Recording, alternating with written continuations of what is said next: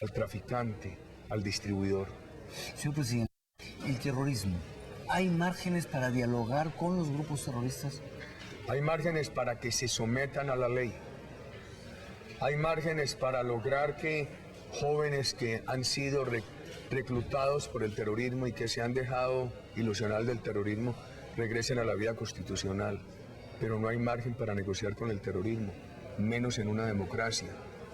Allí donde se ha intentado negociar con el terrorismo se ha fracasado. En América Latina están resurgiendo ciertos tipos de ideologías que, aprovechando la minería informal, por ejemplo, o la tala informal, también están generando desórdenes. Y eso también se presta, en muchos casos, para una alianza con el narcotráfico que no quiere Estado en muchas de nuestras zonas. ¿Qué hacemos en países como los nuestros de una informalidad tan grande? Yo he dicho una cosa que es más fácil en teoría que en la práctica. Colombia es un país que no ha tenido la tradición minera, pero con la confianza inversionista ganada en los últimos años, empieza a tener también vocación minera. Una cosa es la minería informal, que hay que orientarla, vincularla a la formal, no se les puede negar esa oportunidad. Otra cosa es la minería ilegal, penetrada por el narcotráfico, por el terrorismo. Esa no se puede dejar prosperar, hay que enfrentarla. Usted me dirá, pero es que es muy difícil en la práctica dividir la informalidad de la ilegalidad.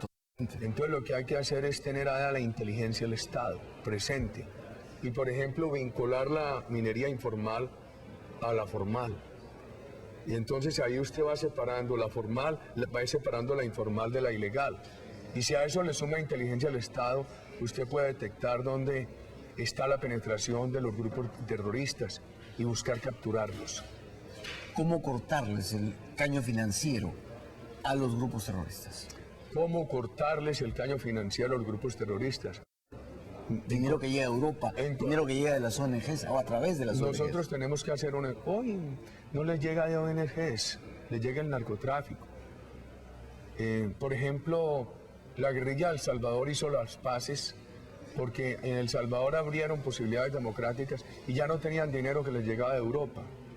El narcotráfico colombiano, la FARC, el ELN, es rico de narcotráfico, no necesitan ayuda de ONGs. Y al mismo tiempo es un país democrático, que va a negociar condiciones democráticas en un país democrático. Entonces, ¿qué hay que hacer? Enfrentarlos con toda la determinación, que hay que quitarle las fuentes de ingresos. Por eso es muy importante combatir el narcotráfico, el lavado de activos, la propiedad, confiscar la propiedad ilícita. Y eso lo tienen que hacer nuestros países y nuestros países se lo tienen que exigir a los grandes países industrializados. Señor presidente, en América Latina tenemos tendencias populistas resurgiendo en nuestros gobiernos. Yo creo que lo importante es cumplir con 5 valores democráticos en América Latina. Países deben ser seguros. La seguridad es un valor democrático, una fuente de recursos. Hay que respetar la iniciativa privada. La anulación de la iniciativa privada ha sido un desastre en el mundo donde se ha practicado, pero hay que llevarla a los sectores populares. Hay que trabajar lo social. Tiene que haber un Estado de instituciones independientes, de pluralismo participativo.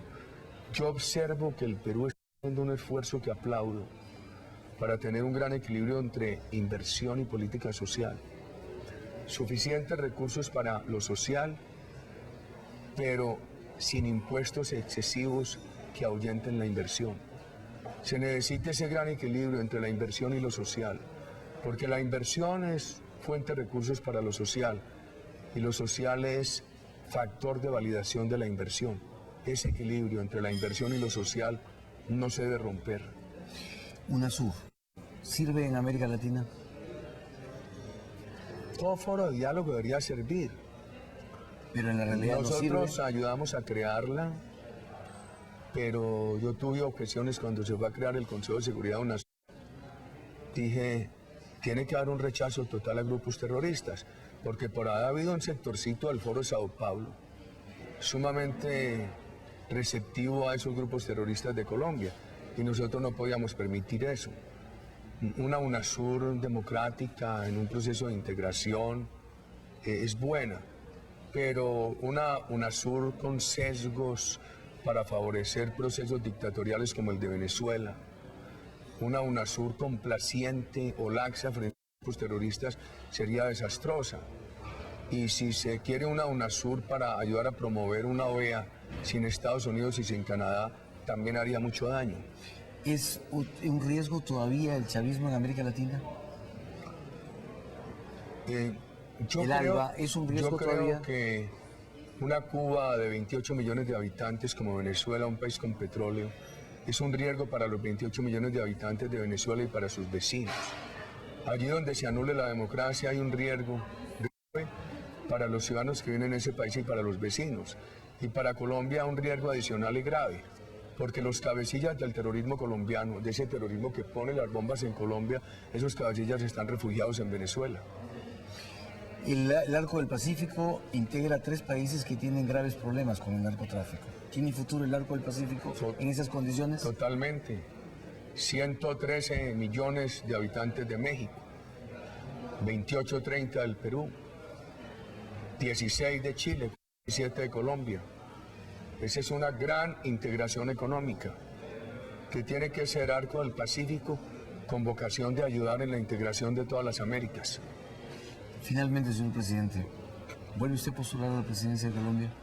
Todos los días postulo la defensa de estas ideas sin que yo sea candidato. Yo sé hacer política sin ser candidato. Los colombianos me dieron la posibilidad de ser presidente en 2 ocasiones. Les debo gratitud. Por eso hago política en defensa de estas ideas todos los días de la vida. ¿Pero siente usted que en Colombia mucho de lo que usted ha hecho se está desandando? Un poquito lo han desandado y es peligroso. Y eso me ha obligado a tener una actitud crítica. ¿Qué va a mantener? Debo mantenerla. ¿Hace una excepción para usted, Juan Manuel Santos? ¿Una qué? ¿Decepción? No es mi manera de juzgar. Yo me refiero a hechos que preocupan. ¿Y son muchos? Algunos. ¿Relacionados con? Relaciones internacionales, cosas del Estado.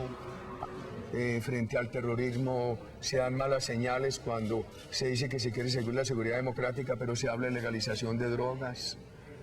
Se dice que hay que derrotar al terrorismo, pero buscan negociar por bajo de cuerda a través de la dictadura chavista. Y uno no puede poner de mediador al cómplice de los terroristas. Además, Colombia vivió una funesta experiencia cuando mi gobierno, en aras de buscar la liberación de unos secuestrados, permitió que el gobierno de Venezuela fuera mediador. Los valores democráticos no tienen precio. Uno no puede explicar que se ha legitimado la dictadura chavista por 800 millones de dólares. A mí me preocupa mucho lo que leí hace unas semanas en el periódico El País de Madrid. Nuestro presidente dijo que la dictadura chavista, yo digo la dictadura chavista, es el factor de legitimidad de Venezuela, de la región, de estabilidad. Yo no comparto eso. Yo creo mucho en una ecuación, en un triángulo que se llama seguridad con libertades, inversión fraterna y política social. No se puede desequilibrar ese triángulo. Don Enrique, muchas gracias. Muchísimas gracias a usted, señor presidente, por esta oportunidad que nos ha de conversar. Me manda